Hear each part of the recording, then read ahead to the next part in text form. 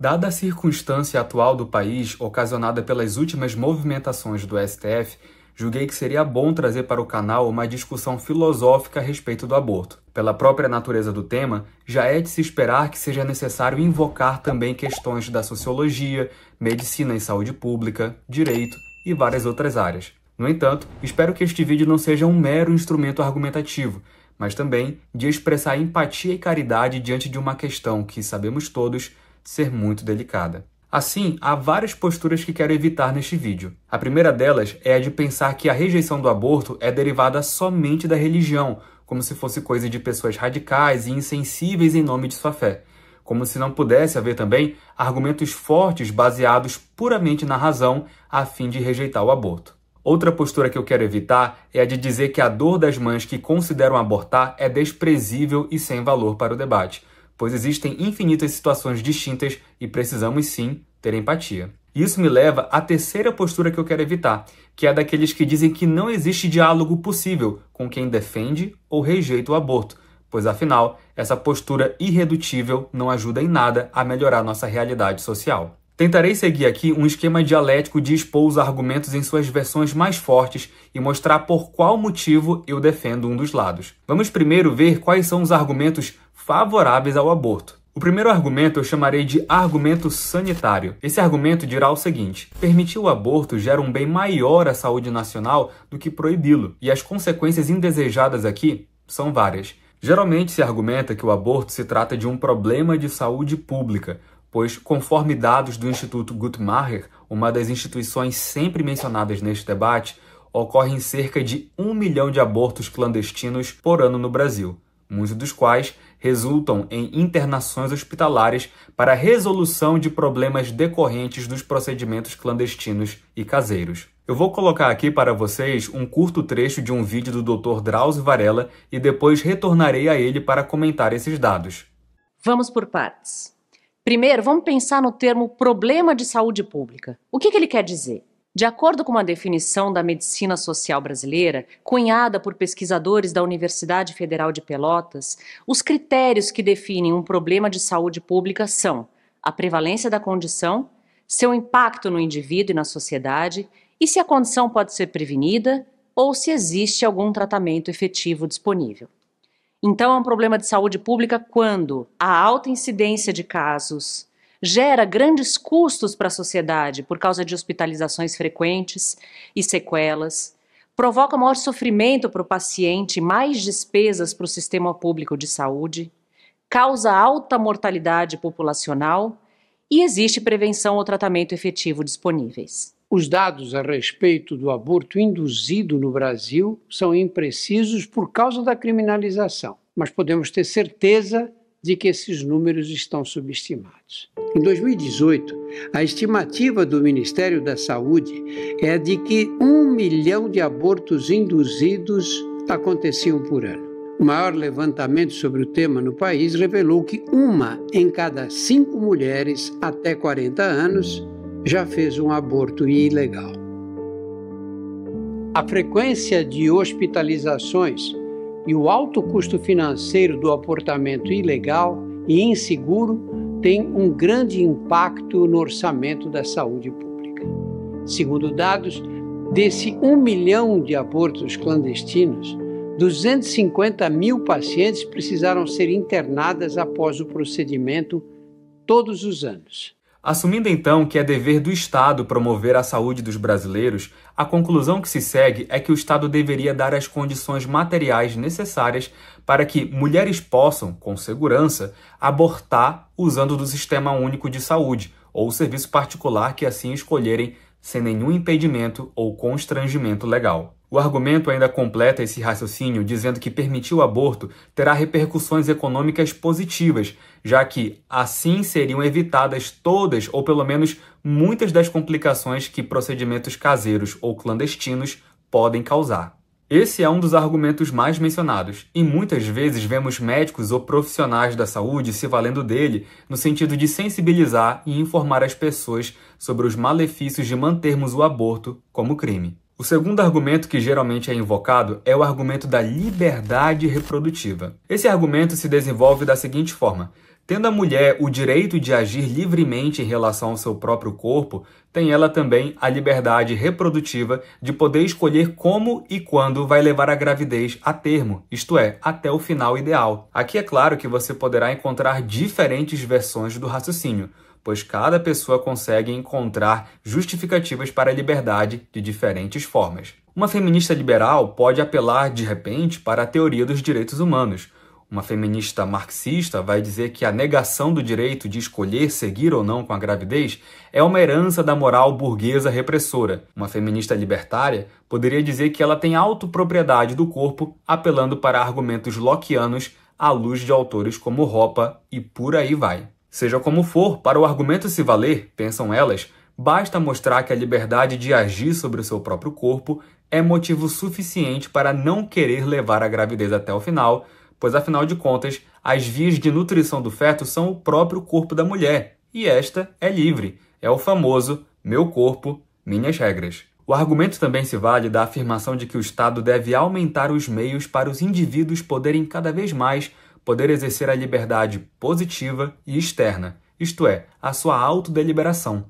Daí que a mulher deve contar com a ajuda das instituições estatais para ter plena escolha de como será o seu futuro, como vai cuidar de seu corpo e coisas assim. De onde se segue que é dever do Estado liberar o aborto. O terceiro argumento eu irei chamar de argumento econômico. Esse argumento geralmente é invocado como complemento dos outros já citados, lembrando também que alguém poderia se valer de todos os argumentos ao mesmo tempo. E ele diz mais ou menos o seguinte: a vida não é tão somente a concepção, mas a manutenção da vida, de onde se segue que a mãe está justificada de abortar caso não tenha condições de dar uma vida digna ao seu filho, pois afinal, nós vivemos em um país muito desigual, repleto de miséria. Assim, trazer uma criança ao mundo nessas condições seria irresponsabilidade ou pelo menos imprudência. O ideal seria, portanto, a mãe buscar melhores condições, estruturar-se financeira e afetivamente com alguém disposto a criar um filho com ela. Outras premissas são adicionadas também, no sentido de dizer que crianças nascidas em famílias precarizadas estão mais propensas ao crime, desnutrição, doenças e coisas assim. Segue-se, então, que seria uma mostra de desamor ou pelo menos de imprudência trazer um filho ao mundo nessas condições de instabilidade ou pobreza. A mulher tem, então, conforme diz o argumento, a liberdade para fazer um planejamento familiar que justifica abortar em decorrência das condições momentaneamente desfavoráveis, mesmo que isso signifique interromper uma gestação já começada. O quarto argumento invocado eu chamarei de argumento da pessoalidade. Na verdade, esse argumento é uma fusão de vários argumentos. Eu estou compilando todos em um só apenas por questões de praticidade e para formular esse caso a favor do aborto em sua versão mais forte possível. O argumento diz mais ou menos o seguinte: existem vários motivos para pensarmos que a pessoalidade de alguém, isto é, a sua atribuição como pessoa, só começa ou a partir do nascimento ou a partir de algum momento mais tardio da gestação e não em sua concepção. Dirão alguns que a vida, no entendimento de muitos legisladores e juristas, só se dá no entretempo entre o nascimento e a morte, motivo pelo qual dizemos que alguém tem 20 anos de vida a contar do momento do seu nascimento e não do momento da sua concepção. É comum vermos também nessa posição a ideia de que, como um embrião não é plenamente um ser humano, mas apenas um ser humano em potência, logo, nós não devemos considerar que já tenha todos os direitos de um ser humano. Alguns dos que assumem essa posição dizem que, para ser um ser humano, o indivíduo já precisa poder ter pensamentos, sentir dor, prazer e tudo aquilo que é proporcionado pelo sistema nervoso nosso. Daí que eles se dividirão no seguinte: para alguns, justifica-se o aborto somente até a 12ª semana de gestação ou algo assim, pois nesse período supostamente já haveria a possibilidade de se sentir dor. Outros, porém, ainda assim acham que é somente quando a criança sai de dentro da mãe que ela é passível de adquirir direitos e deveres, o que, como argumentam, é justamente o conceito jurídico de pessoa, herdado do direito romano. Portanto, como o embrião ou feto é somente um ser humano em potencial, logo, ele não deve ser visto como se tivesse os mesmos direitos que um ser humano já completo, perfeito e atual teria.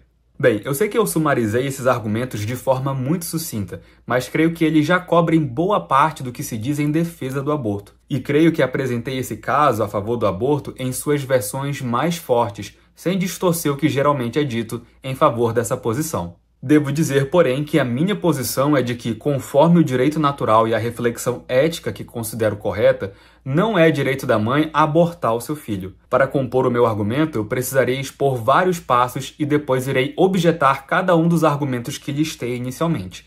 Então vamos lá. O primeiro passo de meu discurso é argumentar que sim, ser uma pessoa é justamente aquilo que nos faz detentores de direitos e deveres. É por esse motivo que não culpamos pedras ou responsabilizamos animais por crimes, pois sabemos que eles são destituídos de racionalidade e, portanto, de pessoalidade. Aqui nós iremos defender a definição boeciana de pessoa, que é: pessoa é uma substância racional. Na verdade, o mais preciso seria dizer que pessoa é a substância intelectual, mas eu vou deixar essa explicação para depois. O importante agora é dizer que, por vezes, já é mais ou menos isso que entendemos por pessoa no senso comum mesmo. Decompondo os elementos dessa definição, encontramos a palavra substância e a palavra racional. Então vamos explicar. Substância é aquilo sobre o qual predicamos algo e cujo ser não está em outro, é algo que subsiste em si mesmo. Se tivesse seu ser dependente de algo, como por exemplo a cor amarela que está no melão, logo ela seria um acidente de uma substância e não a substância em si mesma. O melão é uma substância, a árvore é uma substância, o homem é uma substância e por aí vai. No entanto, a cor deles, seu tamanho e demais qualidades não são substância. Essas propriedades não subsistem em si mesmas, mas apenas em outras coisas, isto é, justamente nas substâncias. Deu para entender a diferença? Caso vocês queiram um aprofundamento, vocês poderão encontrá-lo no curso A Formação da Opinião, nas aulas em que tratamos da doutrina da substância. Já racional é a qualidade que dizemos de algo que detém a racionalidade, a capacidade de formar conceitos e fazer raciocínios extraindo conclusões através da articulação de premissas. Portanto, se pessoa é substância racional, logo trata-se de algo que subsiste sendo o que é em si mesmo, não como um mero acidente de algo, e que tem a racionalidade. Se nós somarmos todos os entes racionais, chegaremos ao que Kant chamou de reino dos fins, que nada mais é do que a união sistemática de entes racionais livres que agem de acordo com fins que podem ser determinados pela reta razão. Apenas seres que estão nesse reino podem assumir que, por exemplo, se deram a sua palavra que estariam em um lugar em um determinado momento,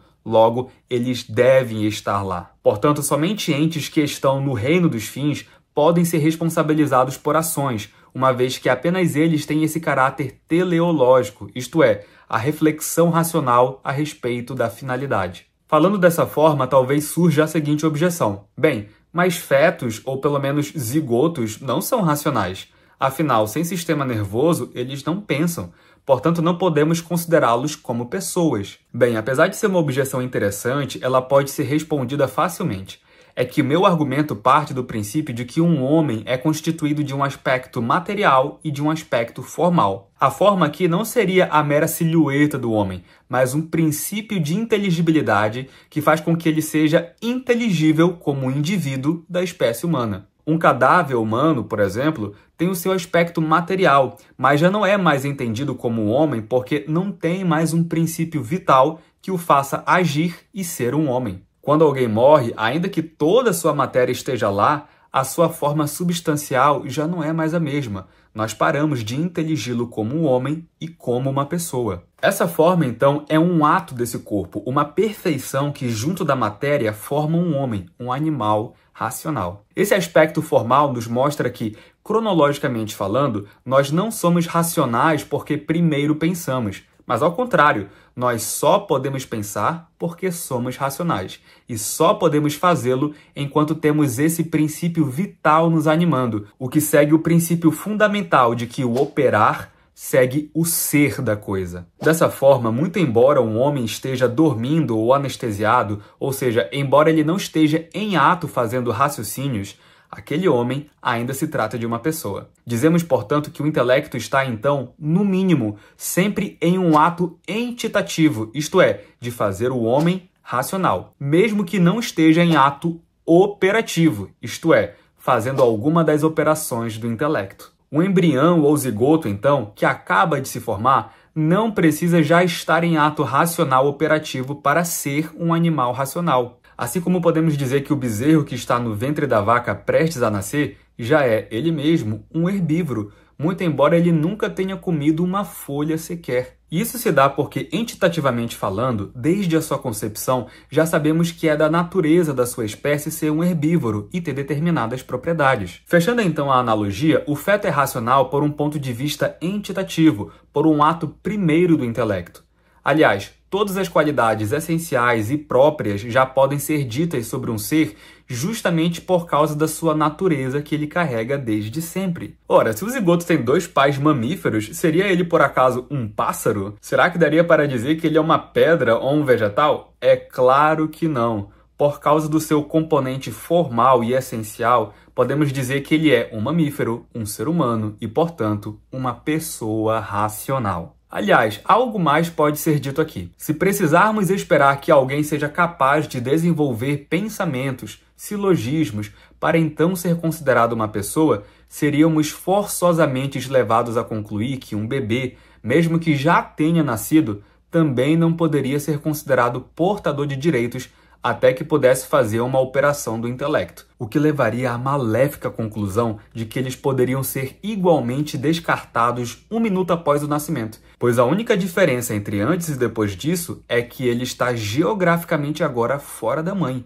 alguns centímetros distante dela. E aqui não estamos falando de uma mera reflexão filosófica arbitrária e vazia. Para ajudar a consolidar o que por uma reflexão ético-filosófica nós já enxergamos, temos facilmente como argumentar que o zigoto se trata de um ente com matéria e forma já distintos da mãe. A forma, como eu disse, é esse princípio de inteligibilidade que informa a matéria, ou seja, que a torna inteligível para nós. Veja, informa a matéria. Seria errado, portanto, confundir a matéria da mãe e a matéria do pai com a matéria do zigoto, pois já é sabido que, após a fecundação, o zigoto já tem um código genético próprio e distinto do dos seus pais. Uma marca biológica que é sua, personalizada especialmente para ele através da natureza. E, por certo, essa forma que informa o zigoto é de uma natureza humana, uma vez que ele é gerado por um ato de 2 humanos que compartilham com ele tal natureza. E algo mais aqui precisa ser dito.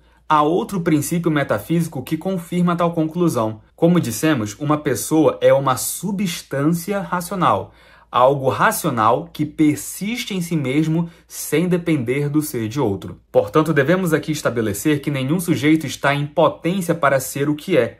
Ou ele é, ou ainda não é. Ou aparece, ou ainda não apareceu. Seria absurdo pensar, por exemplo, que poderíamos ir montando um homem como se fosse apenas o resultado da soma de várias peças de um quebra-cabeça, parecendo então uma substância artificial, resultando assim de um entendimento mecanicista da natureza. Se esse fosse o caso, então o homem já não seria uma substância, algo cujo ser persiste sem ser um mero acidente. Da forma como alguns dizem, parece que a gestação embriológica é como uma fábrica de montagem em que, depois de adicionarmos várias peças, é que chegamos ao status de homem, sendo este, então, antecedido por várias formas prévias, quase humanas, quase pessoais, mas nunca um homem completo. O espermatozoide e o óvulo não são metades de uma pessoa. Assim que eles se unem, uma forma de um novo ente, com sua natureza, está unida à matéria provida pelo espermatozoide e pelo óvulo.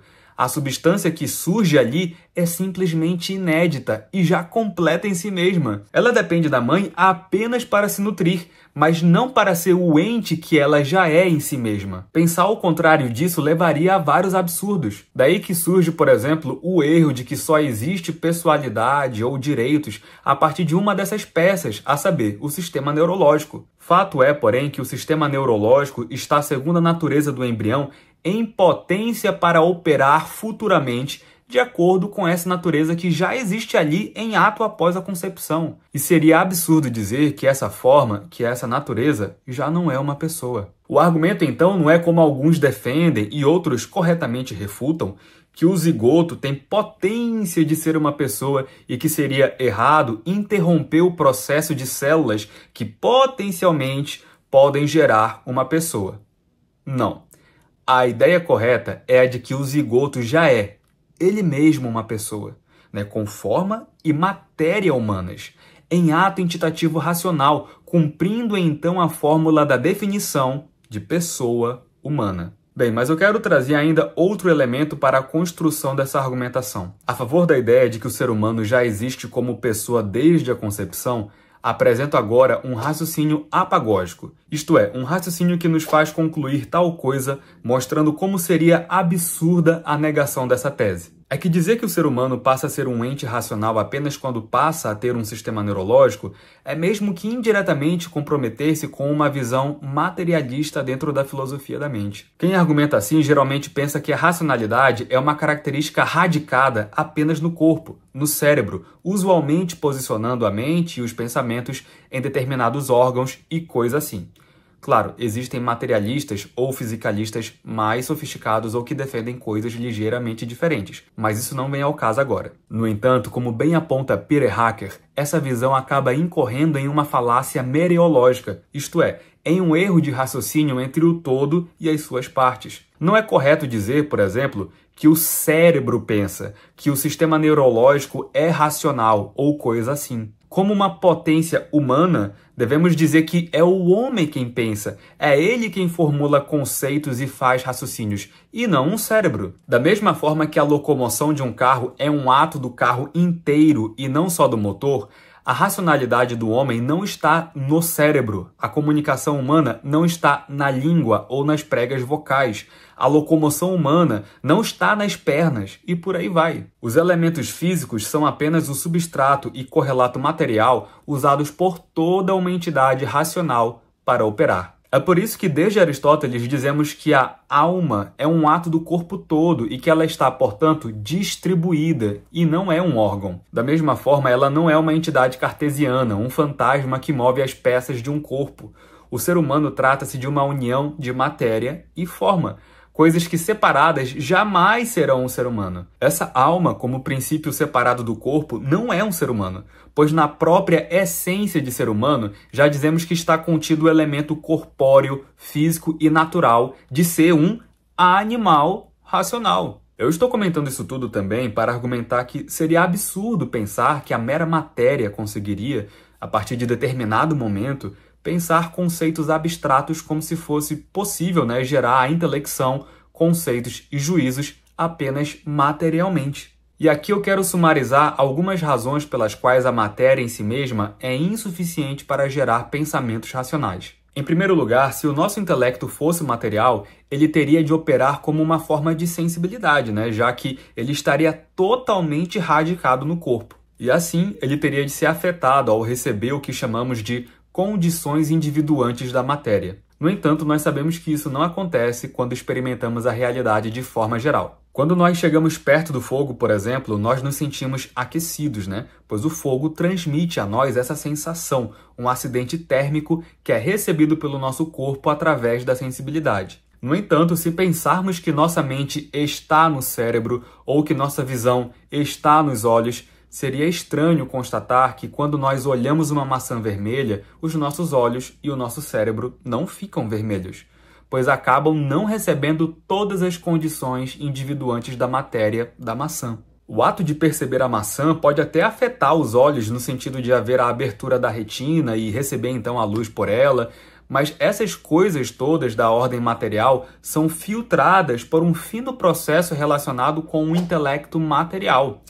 Dessa forma, entendendo que a percepção da realidade é conceitualmente mediada, sabemos que o nosso intelecto ilumina a realidade com conceitos para que nós possamos perceber a maçã sem sermos totalmente afetados por ela. Se não fosse assim, isto é, se não houvesse esse filtro e a inteligência fosse puramente material, ela deveria ser totalmente afetada pelo mundo externo e receber os acidentes individuantes da matéria. Mas, como sabemos, a cor que enxergamos na maçã é uma informação que nós recebemos sobre ela, e não uma mera onda de pulsões elétricas que ocorrem no cérebro.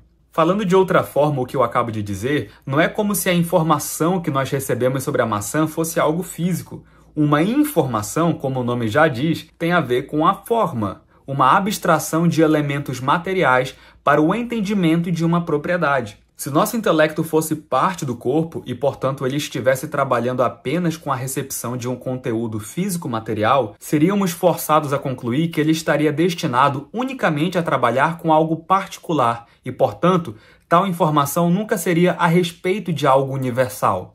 E eu falo isso porque um conceito, como por exemplo o conceito de maçã, é uma propriedade que nós podemos falar de todos os objetos que nós percebemos que também são maçãs, de tal forma que abstrair as condições individuantes da matéria é justamente algo essencial dos poderes do intelecto para ele poder formular um conceito e dizer que tal informação se aplica a todos os elementos contidos dentro da extensão desse conceito. Mas se não existe um intelecto imaterial e ele está apenas recebendo a afetação particular de cada coisa que afeta a nossa sensibilidade, ele nunca seria capaz de formular um conceito universal, pois estaria tão somente preso ao particular. Abstrair algo, isto é, poder separar notas distintivas da matéria, é algo que seria, por definição, impossível caso ele fosse também algo material. Não pode ser o caso de que uma coisa material, uma mera junção de elementos físicos da natureza, ser capaz de se desprender da própria natureza para pensar em algo como o conceito de maçã e daí poder predicar esse conceito a todas as maçãs possíveis e com as quais ele talvez nunca entre em contato direto. Essa é simplesmente uma impossibilidade. O pensamento e a nossa experimentação subjetiva da realidade são, portanto, irredutíveis à matéria. Portanto, devemos concluir que não faz sentido dizer que, porque em determinado momento uma pessoa desenvolveu um sistema nervoso, logo ela é racional, pois, como já vimos, raciocínios são operações imateriais. Ademais, como eu já disse, se alguém conclui que um feto não tem direitos até que tenha operações mentais, logo, essa pessoa forçosamente terá de concluir que um bebê recém-nascido teria de esperar até que fosse capaz de pensar conceitos para poder ter direito à vida. E caso você ache que um bebê a termo, isto é, com 9 meses, já é capaz de pensar, tudo bem, sem problema nenhum. Pense então no caso dos vários bebês prematuros que nascem antes do tempo ideal. Pense no caso de Curtis Z. Keith Means, o bebê prematuro mais novo a sobreviver já registrado. Com suas incríveis 21 semanas e 1 dia de gestação, ele foi capaz de se manter vivo, contrariando a expectativa da comunidade médica. O que você diria para essa mãe? Aquele bebê pode ter a sua vida retirada por ainda não estar intelectualmente operante ainda?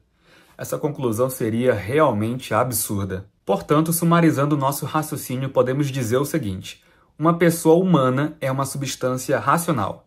Apenas entes racionais e intelectuais podem estar no reino dos fins e, portanto, serem detentores de direitos e deveres. Um zigoto, por já ser um indivíduo que partilha da natureza humana, já é um indivíduo diferente da mãe geneticamente, e assim deve ser entendido como tendo uma causa formal que já o informa como um ente humano distinto da mãe e do pai. Por um ato entitativo primeiro, nós já o podemos chamar de pessoa, e, portanto, deve ser considerado como toda e qualquer pessoa em relação ao seu direito à vida. Bem, vamos voltar agora aos argumentos usados em favor do aborto e vejamos se eles se sustentam. O primeiro argumento que vimos é o argumento sanitário.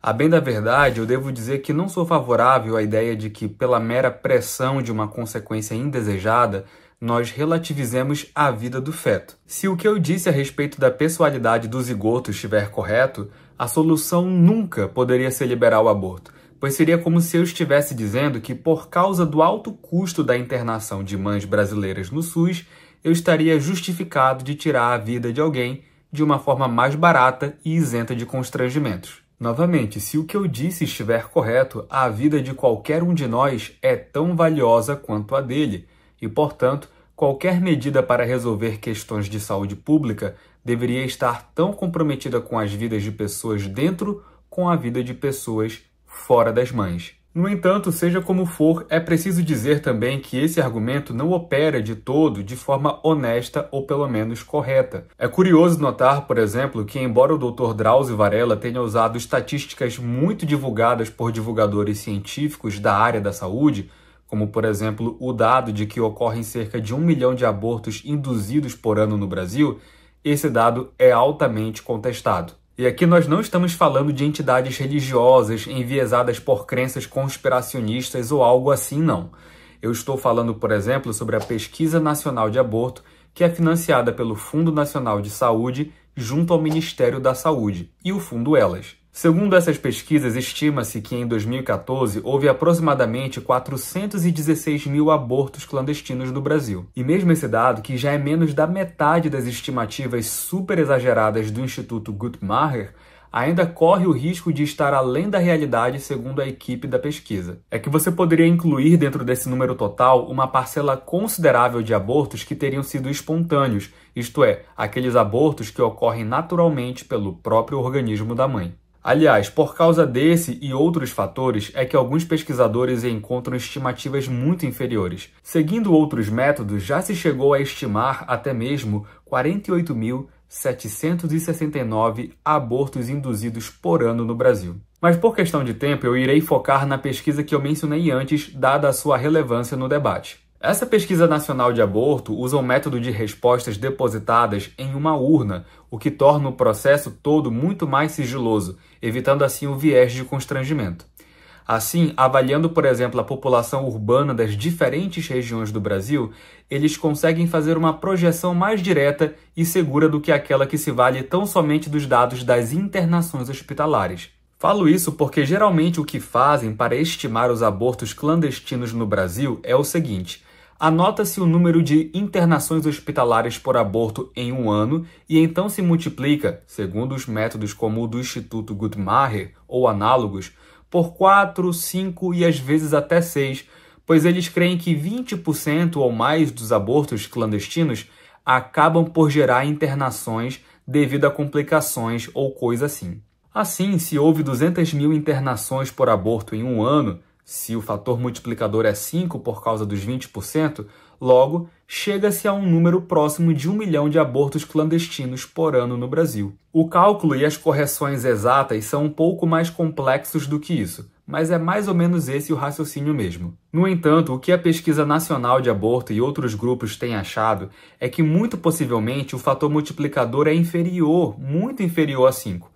Pois, na verdade, é apenas a metade das mulheres que fazem aborto que necessitam de internação hospitalar, o que decairia a multiplicação de 5 para 2. E, além disso, há que se considerar que muitas dessas pesquisas colocam nas suas limitações metodológicas o fato de ser difícil conseguirem separar perfeitamente os casos de abortos espontâneos dos casos de abortos clandestinos. Basta ver, por exemplo, que o próprio Ministério da Saúde considera que 10% de todas as gravidezes eventualmente resultarão em um aborto espontâneo, o que certamente torna muito alto o número de curetagens e internações hospitalares para esses casos. Na verdade, eu creio até que esse número exagerado depõe mesmo contra a causa pró-aborto, porque se é verdade que ocorrem cerca de 1 milhão de abortos clandestinos por ano no Brasil, então a taxa de mortalidade materna é baixíssima nesse caso. Conforme dados do próprio Conselho Federal de Enfermagem, consultando os números do SUS,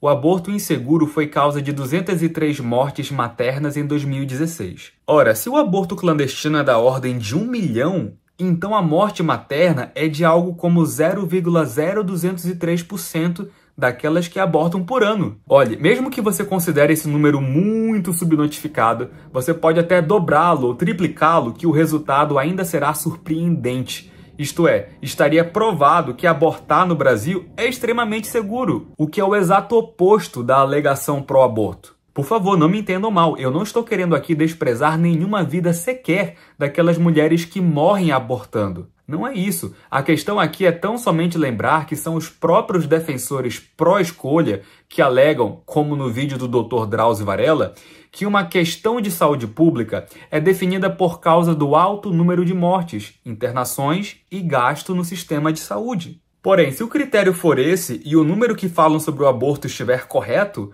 quase qualquer coisa poderia ser enquadrada como questão de saúde pública no Brasil, o que tornaria o termo sem muito valor. Ademais, eu gostaria de indicar duas coisas que são achadas nessas pesquisas que eu estou citando. Uma delas é que já parece ser de amplo uso o misoprostol como causa instrumental de aborto no Brasil.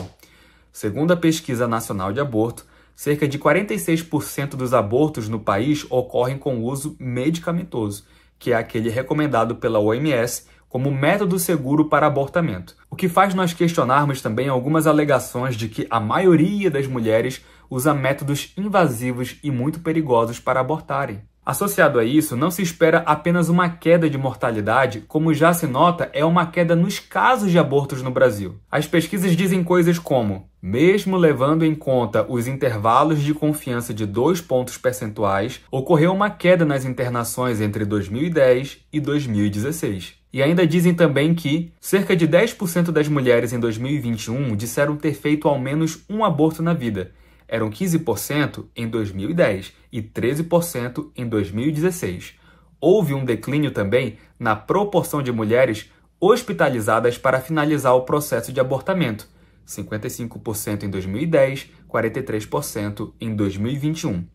E na proporção de mulheres que usaram medicamentos para abortar, 48% em 2010. Essa queda refletida nos números se deve ao declínio global da gravidez indesejada, inclusive nos países em desenvolvimento. A conclusão que eu tiro de tudo isso é que é totalmente equivocada a forma como estão usando os dados. O Dr. Drauzio Varella e outros não fazem a ressalva da inclusão de abortos espontâneos, usam os números superestimados e ainda dizem que eles estão possivelmente subestimados. Outros alegam que vemos uma piora nos números de abortos ao longo dos anos e por aí vai. E como vimos, não é bem assim. Apesar de eu acreditar na honestidade de muitos que militam nessa causa, não posso deixar de dizer que também é possível a interpretação de que muitos estão apenas usando as informações de maneira irresponsável para forçar uma comoção. Como eu disse, é claro que sofrimento existe para as mães que abortam. Mas pelo menos para reflexões éticas e científicas, nós precisamos analisar os dados como eles são, não piorando e nem melhorando as coisas para reforçar as nossas próprias conclusões. Isso pode ser tudo, menos ciência. Bem, creio que responder aos demais argumentos pro aborto demandará menos tempo. Voltemos a eles agora. O segundo argumento era aquele a respeito da liberdade reprodutiva, isto é, aquele que diz que a liberdade da mulher sobre o próprio corpo é mais importante do que o dever de o Estado assegurar a vida do feto. Antes de apresentar minha objeção, eu só quero lembrar aos ouvintes uma consequência bem indesejada que se segue desse raciocínio. Se é verdade que a liberdade da mãe é mais valiosa do que a vida do feto, portanto, a mãe estaria justificada de abortar seu filho mesmo algumas semanas antes do tempo ideal do termo da gravidez. Ou seja, uma mãe que tenha mudado de ideia sobre seu desejo de maternidade, mesmo que estivesse com 36 semanas de gestação, com um bebê já bem desenvolvido, por esse princípio, poderia muito bem abortá-lo, mesmo que isso gerasse sofrimento ao feto. E não pense que essa é uma conclusão forçada ou exagerada, não. Afinal de contas, o feto desde o começo até o final da gravidez depende da mãe como forma de nutrição e manutenção da vida. Portanto, se o argumento diz que é direito da mãe fazer o que bem entender com seu corpo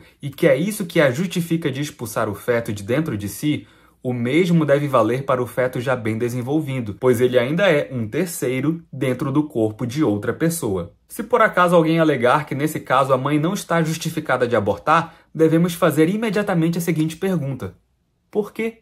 Será porque agora o feto pode sofrer?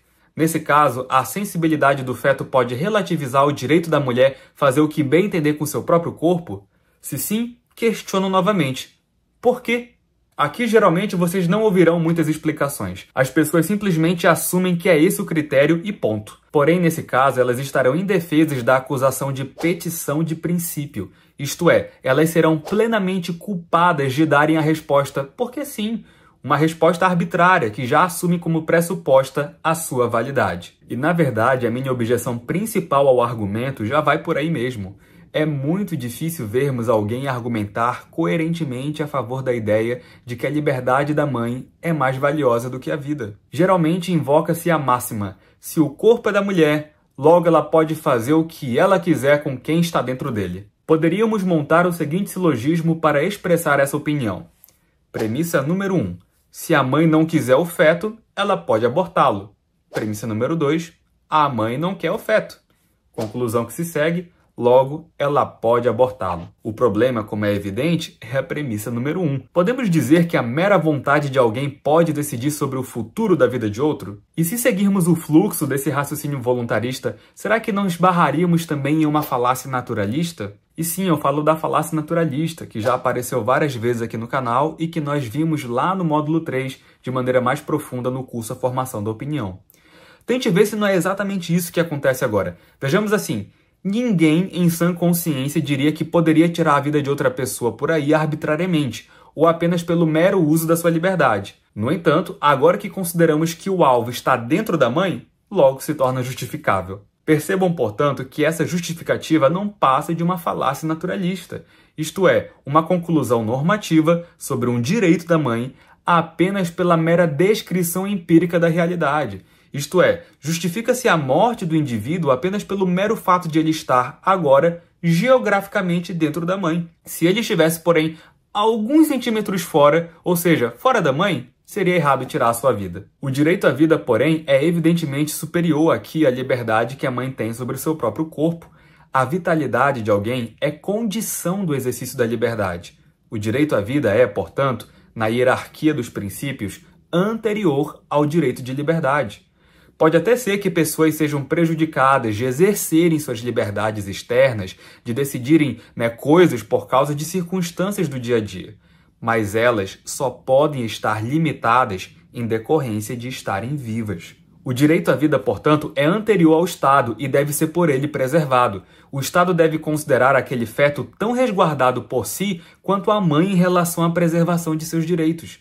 Isso se deve, obviamente, ao que já dissemos antes. Se o feto é uma pessoa, ele está no reino dos fins, tanto quanto qualquer outro ser humano. E só uma observação. Caso você tente argumentar a respeito da liberdade da mãe ser mais importante usando o princípio de autopropriedade, como fazem os anarcocapitalistas, peço que vejam o meu vídeo Anarcocapitalismo, o Deus que falhou, para ouvir minhas objeções a esse argumento. E curiosamente falando, eu me engajei em um debate a respeito disso nos últimos vídeos do canal, então confiram lá o meu debate. O terceiro argumento a favor do aborto é aquele que chamei de argumento econômico. Vejam, esse argumento também é respondido de certa forma pelo que eu já disse antes. Se o feto é uma pessoa, ele tem direito à vida. Se alguém insistir nisso de que a mãe precisa ter condições financeiras para dar uma boa vida ao seu filho, para então seguir com a gestação, eu faço a pergunta: em nosso país, quantas mães estão em condições de dar essas subjetivas condições mínimas de vida? Segundo fontes oficiais, em 2022 tivemos cerca de 703 milhões de pessoas em insegurança alimentar no Brasil, um país de 214 milhões de habitantes. Outro dado preocupante diz que mais de 90% dos brasileiros ganha menos de R$ 3.500 por mês. E vocês sabem, R$ 3.500 por mês para um adulto já significa viver no limite aqui no Brasil. Seria esse valor o mínimo necessário exigido pelo argumento? Se levarmos esse argumento às últimas consequências, uma parte considerável do país é irresponsável ao gerar e criar filhos, mesmo aqueles que são planejados. Aqueles que vivem na linha da pobreza ou abaixo disso constituem uma parcela significativa do país. Mas as pessoas vivem, têm sonhos, querem ter família. Esse argumento insensível e, de certa forma, preconceituoso cria condições fantasiosas para que só então alguém possa ser considerado como responsável ao criar uma criança. Se o que o argumento disse fosse válido, deveríamos estar em uma grande crise demográfica, pois, levando-o às últimas consequências, poucas seriam as pessoas que deveriam poder moralmente criar os seus filhos. E pasmem, essas poucas pessoas morais capazes de ter e criar seus filhos seriam possivelmente pessoas da classe média alta para cima, uma parcela restrita da população. Mas veja, não me entenda mal, eu não estou dizendo que pessoas não devam fazer seu planejamento quando forem pensar em ter filhos. É claro que não. A minha objeção aqui é pensar que a pobreza de alguém justifica tirar a vida de um filho não planejado. Essas são coisas totalmente diferentes. Bem, o quarto argumento pró-escolha era o argumento a respeito da pessoalidade, aquele que dizia que o bebê só é considerado uma pessoa assim que nasce, motivo pelo qual nós dizemos que alguém tem determinados anos de vida apenas a partir do seu nascimento e não a partir da sua concepção. E aqui eles se valem da opinião de alguns juristas de que a vida é o entretempo somente entre o parto e a morte da pessoa. É claro que esse argumento é respondido pela minha exposição a respeito da pessoalidade do feto. No entanto, ainda podemos adicionar duas objeções a mais. A primeira delas é a de dizer que tempo de vida pode ser entendido apenas como uma convenção da sociedade, não tendo isso qualquer relevância contra os dados e raciocínios que já expliquei até então. E a segunda objeção é de que considerar que alguém é uma pessoa apenas porque nasceu, novamente, é cair na falácia naturalista, isto é, derivar algo normativo, um dever ser, uma projeção de como o mundo deveria ser, a partir da mera descrição empírica das coisas como elas são. O fato de um bebê nascer, de sair da sua mãe, é uma mera descrição empírica da realidade, mas isso não guarda nenhuma relação com como as coisas deveriam ser. Repito, como as coisas são, obviamente não são necessariamente como as coisas deveriam ser. Portanto, a conclusão do argumento não se segue. Mas olha, tendo esclarecido tudo isso, eu ainda quero deixar duas mensagens finais. É evidente que essa é apenas uma exposição intelectual, que, claro, eu penso que está correta. Mas isso não muda o fato de que ter uma gravidez indesejada é algo muito desafiador. Se por acaso eu estiver falando com alguém que já passou por isso, saiba que eu me solidarizo totalmente com você. A vida é desafiadora e cheia de percalços, mas não seria melhor enfrentar esses desafios vivendo uma vida virtuosamente justa? Não seria virtuoso preservar a vida de uma pessoa inocente que nada teve a ver com as injustiças ou inconveniências acidentais da sua concepção? Estamos diante de um fenômeno único na natureza em que duas pessoas dividem o mesmo espaço por tempo limitado. Não deveríamos, então, tentar enxergá-lo, né? Enxergar esse fenômeno com mais fascínio e beleza do que com tristeza e pesar? Eu sei. Muitos homens acabam por abandonar as mães de seus filhos dando pouca ou nenhuma assistência. É verdade. Mas repito, o que a pobre criança tem a ver com a falta de caráter do pai? Será que é por isso que podemos sacrificá-la no altar da irresponsabilidade e crueldade alheia? A vida não é simples e eu estou convidando você aqui para ter um momento de reflexão comigo. Se eu puder de alguma forma interagir com sua história, não deixe de deixar aqui nos comentários para eu poder saber o que aconteceu um pouco mais. Então eu finalizo dizendo isso. Tenha força, pense bem, estude e reflita a respeito desse assunto. Eu sei que você é capaz de tomar a decisão correta. Bem, pessoal, e agora eu prometo, a minha última mensagem é a seguinte. Caso você esteja interessado no curso A Formação da Opinião, nós teremos um aprofundamento a respeito do tema discutido agora, hoje, sobre o aborto, se há alguma exceção possível para ele. Lá nós analisaremos a famosa doutrina do duplo efeito, amplamente discutida na Idade Média e nas tradições que se seguiram, e ver se, aplicando tal princípio, podemos concluir se é ou não possível o aborto ser justificado, se é possível ele ser eticamente aceitável em alguma circunstância. Se eu fosse vocês, não perderia isso por nada. Se você gostou do vídeo, não deixe de deixar o seu gostei, compartilhar, inscrever-se no canal e comentar o que achou. Comentários educados e bem intencionados, mesmo que discordantes, serão sempre bem-vindos. Até mais, pessoal!